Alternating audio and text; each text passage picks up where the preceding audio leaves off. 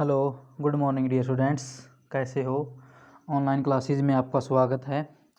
मुझे आशा है कि आप इस कोरोना दौर के अंदर सभी घर पर होंगे, सुरक्षित होंगे, आपके घर परिवार में सब ठीक ठाक होंगे।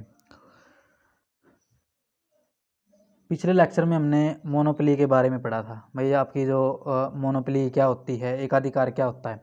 एकाधिकार एक प्रकार हम देखते हैं बाजार की वह स्थिति है जिसमें केवल एक फर्म किसी वस्तु की एक मात्र उत्पादक होती है। यानी कि किसी भी वस्तु की कोई भी फर्म वही फर्म क्या करती है, उसका उत्पादन करती है।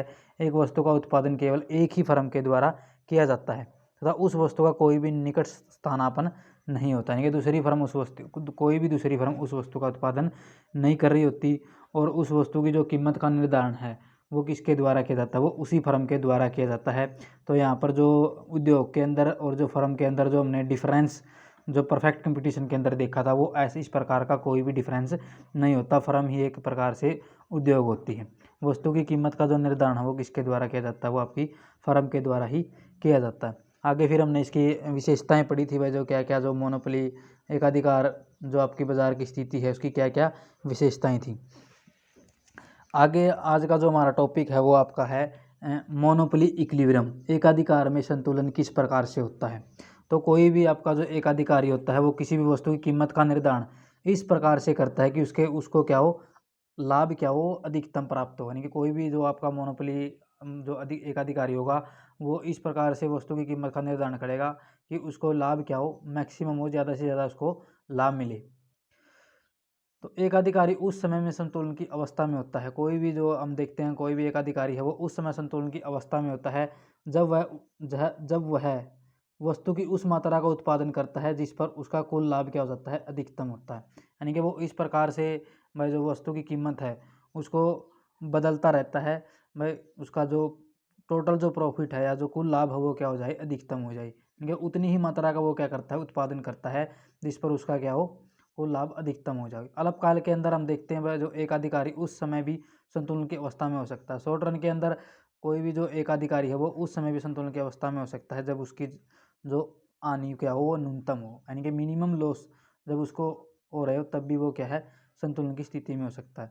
तो एकाधिकारी संतुलन की स्थिति का पता लगाने के लिए, उसके अंदर संतुलन के निर्धारण के लिए हम दो प्रकार की विधियों का प्रयोग करते हैं। एक तो आपका है इसके अंदर हमने जिस प्रकार से पूर्ण प्रतियोगिता के अंदर भी किया था, कुल आय तथा कुल लागत विधि। टोटल जो आपकी रेवेन्यू है और जो टोटल कॉस्ट मेथड है।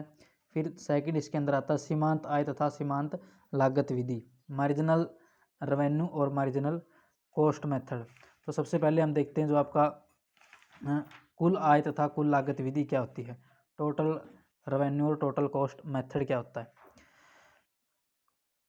कोई भी जब आपका एकाधिकारी है वस्तु की उस मात्रा को बेचकर अधिकतम लाभ प्राप्त कर सकता है जिस पर कुल आय तथा कुल लागत का अंतर क्या होता है, अधिकतम होता है। यानी कि जो कुल आय होती है को और जो कुल लागत होती है उसका जहाँ पर भी अंतर अधिकतम होगा वहीं पर जो आपका एकाधिकारी होगा उसको अधिकतम लाभ प्राप्त होते हैं।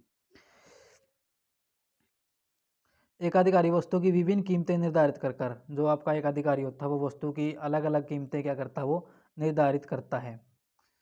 वस्तु की पूर्ति में परिवर्तन करके यह मालूम करने की चेष्टा करता है कि उत्पादन के किस स्तर पर वो जो भी आपका एकाधिकारी है वो वस्तु की कीमत बदलता रहता है या उत्पादन की जो सप्लाई होती है, पूर्ति होती है, उसमें भी परिवर्तन करता रहता है। तो वो इस प्रकार से यह देखता है कि भाई जो उत्पादन के किस लेवल पर या किस स्तर पर जो आपकी कुल आय है और जो कुल लागत का जो अंतर है वो अधिकतम है। जहाँ पर आपकी कुल आय और कुल लागत का अंतर अधिकतम होगा वहीं पर जो आपका जो एकाधिकारी होगा वो क्या होगा, इक्विलिब्रियम में होगा, संतुलन के अंदर होगा। इस प्रकार से हम कह सकते हैं भी जो आपकी उत्पादन की उस मात्रा पर जिसके उत्पादन से एकाधिकारी को अधिकतम लाभ प्राप्त होंगे, एकाधिकारी वहाँ पर क्या होगा, संतुलन की स्थिति में होगा। जहाँ पर भी एकाधिकारी को लाभ क्या होंगे, उसके अधिकतम होंगे, वहीं पर वो क्या होगा, संतुलन की स्थिति में होगा। इस स्थिति को हम एक डायग्राम के थ्रू हम देख सकते हैं। जैसे हम ये आपका ओ एक्सिस है, इस पर हम आउटपुट लेते हैं। ये आपका ओ वाई एक्सिस है, इस पर हम क्या लेते हैं, रिवेन्यू और कॉस्ट लेते हैं, आय और लागत लेते हैं। जिस प्रकार से मैंने पिछले लेक्चर में भी आपका यही इसी प्रकार का डायग्राम देखा था भाई, जो ये आपका टी आर है ये करो है, ये आपका टोटल रेवेन्यू है, कुल आय, और जो ये आपका टीसी है, ये आपका क्या है, टोटल कॉस्ट है, कुल लागत वक्र है। तो कुल आय और कुल लागत के बारे में आपको पता ही होगा क्या होती है। उसके बाद जो आपका ये टीपी है, ये जो कर्व है, ये आपका टोटल प्रॉफिट कर्व है, ये कुल लाभ वक्र है। इस प्रकार से हम देखते हैं भाई, जहाँ पर जो आपका डिफरेंस, जहाँ पर भी आपका किसी भी फर्म का या किसी भी एक अधिकारी का, जहाँ पर जो टोटल प्रॉफिट है वहाँ पर जहाँ पर मैक्सिमम होगा, वहीं पर वो क्या होगा, इक्विलिब्रियम में होगा। तो ई पॉइंट पर यहाँ पर जो टोटल प्रॉफिट है वो क्या है, मैक्सिमम है। तो ई पॉइंट पर जो आपका है एक अधिकारी वो क्या है, संतुलन की स्थिति में है। और यहीं पर ई पॉइंट, इसी के अंदर ये जो ई पॉइंट कहाँ से निकल गया, ये आपका टी आर और जो टोटल कॉस्ट है उनका दोनों का डिफरेंस जहाँ पर मैक्सिमम होगा। तो ये जो ए बी है, ये इन दोनों का डिफरेंस है। इन दोनों का डिफरेंस जो अंतर मैक्सिमम होगा, वहीं पर जो आपका टोटल प्रॉफिट है वो क्या होगा, मैक्सिमम होगा। और वहीं पर कोई भी एक अधिकारी हो क्या होगा, इक्विलिब्रियम में होगा। स्टार्टिंग में हम देखते हैं जो आपका टोटल प्रॉफिट है, यहाँ पर जो आपकी टोटल कॉस्ट है वो ज़्यादा है और टोटल रेवेन्यू आपका क्या है, कम है। तो इसलिए जो आपका टोटल प्रॉफिट है वो माइनस में है। उसके बाद फिर वो एक टाइम पर जीरो हो जाता है। यहाँ पर आपकी टोटल कॉस्ट और टोटल रेवेन्यू बराबर होंगे, वहीं पर आपका जो टोटल प्रॉफिट है वो क्या होगा, जीरो होगा। फिर आगे देखते हैं हम, जैसे जैसे आपके जो टोटल रेवेन्यू है, जो टोटल रेवेन्यू है वो क्या है, बढ़ता चला जाता है, और जो टोटल कॉस्ट है वो क्या है, कम होती चली जाती है। तो इसका अगर आपका टोटल रेवेन्यू अगर बढ़ता है तो आपका टोटल प्रॉफिट भी क्या है, बढ़ता चला जाता है। और एक टाइम के बाद मैक्सिमम होकर फिर से वो क्या करना स्टार्ट हो जाता है, गिरना स्टार्ट हो जाता है। इस यहाँ पर डी पॉइंट पर भी जो आपका जो प्रॉफिट है वो जीरो है, और यहाँ पर भी आपकी टोटल कॉस्ट और जो टोटल रेवेन्यू वो क्या है, बराबर है। तो ये जो एम और जो एन पॉइंट है, यहाँ पर आपकी टोटल कॉस्ट और जो टोटल रेवेन्यू वो क्या है, दोनों बराबर है। तो इसलिए इन पॉइंट्स को हम क्या बोल सकते हैं, जो एन और एम पॉइंट है इनको हम ब्रेक इवन पॉइंट भी बोल सकते हैं, यानी कि सम विच्छेद बिंदु बोल सकते हैं। और जो आपका टी आर जो कर्व है वो क्या है, ओ से स्टार्ट हो रहा है। ओ से स्टार्ट क्यों हो रहा है, क्योंकि अगर जब मान लेते हैं प्रोडक्शन नहीं होता तो जो टोटल रेवेन्यू है वो क्या होगी, आपकी जीरो होगी। और जो टोटल कॉस्ट है वो आपकी क्या है, ओ पी बिंदु से स्टार्ट हो रहा है। ऐसा क्यों होता है, क्योंकि अगर मान लेते हैं आपका प्रोडक्शन नहीं भी होता तो फिर भी जो जो शिखर लागतों की जो कॉस्ट है या जो लागत है वो क्या है, किसी भी फर्म को उठानी पड़ सकती है। तो इस प्रकार से जो आपका टोटल प्रॉफिट करो वो पी से स्टार्ट हो रहा है। इन दोनों के अंदर प्रॉफिट के डिफरेंस को निकालने के लिए, यानी कि जो दोनों टी आर जो और जो टोटल रेवेन्यू है, टोटल रेवेन्यू और टोटल कॉस्ट के डिफरेंस को निकालने के लिए हम इनके जो क्या है, ये जो समांतर रेखाएं हैं वो खींच सकते हैं। तो इसी से इनका जो डिफरेंस है वो पता चलता है भी कहाँ पर इनका डिफरेंस क्या है, मैक्सिमम है।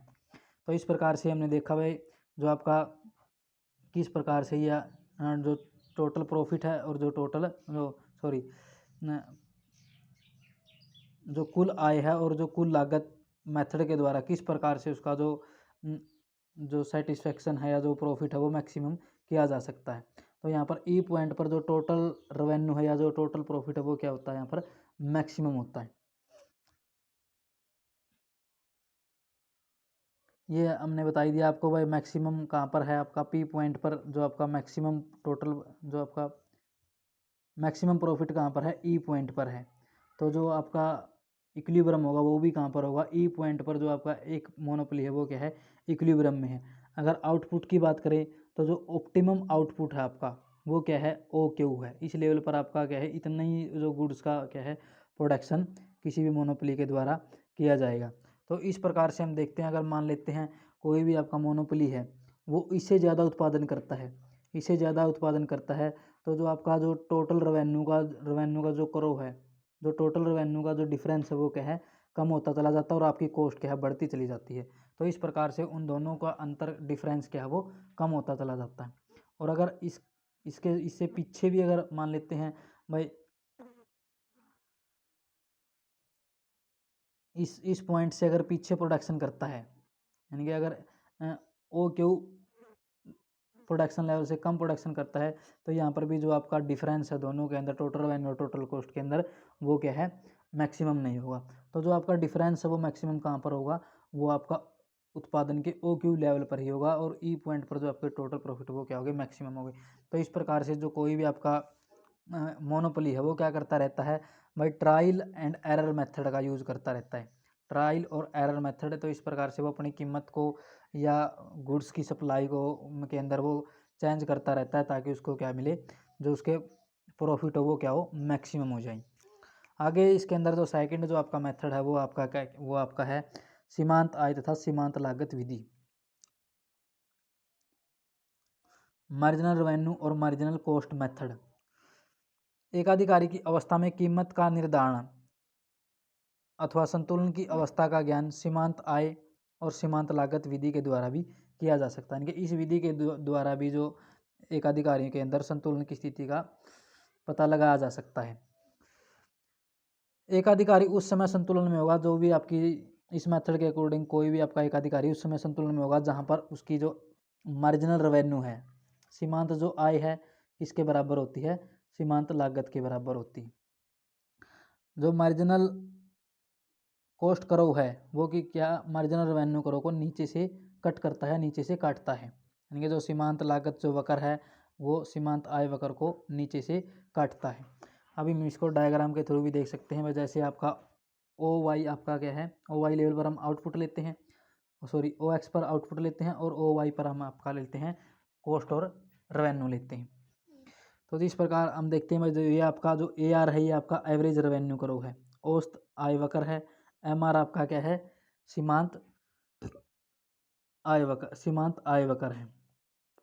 जिस प्रकार परफेक्ट कंपटीशन के अंदर आपका एम आर और ए आर क्या होते थे, दोनों ही बराबर होते थे, लेकिन वहाँ पर जो प्राइस है वो चेंज नहीं, कॉन्स्टेंट रहती थी। यहाँ पर आपकी जो मोनोपोली के अंदर जो प्राइस है वो क्या होती है, चेंज होती रहती है। इसी प्रकार इसी कारण जो आपका ए आर है और जो एम आर है वो दोनों करो अलग अलग होते हैं। ये आपका क्या है, एम सी करो है, मार्जिनल कॉस्ट करो है, ये सीमांत लागत वक्र है। इस प्रकार ई पॉइंट पर हम देखते हैं भाई, जो आपका ई पॉइंट पर क्या है, आपका जो एम आर है वो किसके बराबर है, एम सी के बराबर है। ई पॉइंट पर जो आपकी एम सी वो किसके बराबर है, एम आर के बराबर है। और यहाँ यहीं पर आपकी जो सेकंड जो कंडीशन वो भी क्या होती है, लागू होती है फिर, क्योंकि जो आपकी एम सी है वो एम आर को कहाँ से काट रही है, नीचे से कट कर रही है। तो इस प्रकार से ई पॉइंट पर आपके जो आपका एकाधिकारी होगा वो क्या होगा, इक्विलिब्रियम में होगा, और वहीं पर उसके जो प्रॉफिट होंगे वो क्या होंगे, मैक्सिमम होंगे। जो आउटपुट ऑप्टिमम आउटपुट होगा वो आपका ओके होगा। तो इस प्रकार से हम देख सकते हैं जो इसकी टू, भाई जो आगे भी हम पढ़ेंगे, तो जो आपके इक्विलिब्रियम की टू कंडीशन है वो पीछे भी हमने पढ़ी थी। भाई जो क्या कंडीशन है, एक तो इक्विलिब्रियम की क्या कंडीशन है, एम आर किसके बराबर होनी चाहिए, एम सी के बराबर होनी चाहिए। जो एम सी वक्र है वो एम आर वक्र को नीचे से कट करता है। तो ये दो कंडीशन इसकी हमने पीछे भी परफेक्ट कंपटीशन के अंदर ही पढ़े था, और इसके अंदर भी ये दो कंडीशन है वो लागू होती है। आगे हम देखेंगे भाई किस प्रकार से शॉर्ट रन के अंदर और लॉन्ग रन के अंदर आपका जो है एकाधिकारी का इक्विलिब्रियम किस प्रकार से होता है, ये हम नेक्स्ट लेक्चर में देखेंगे।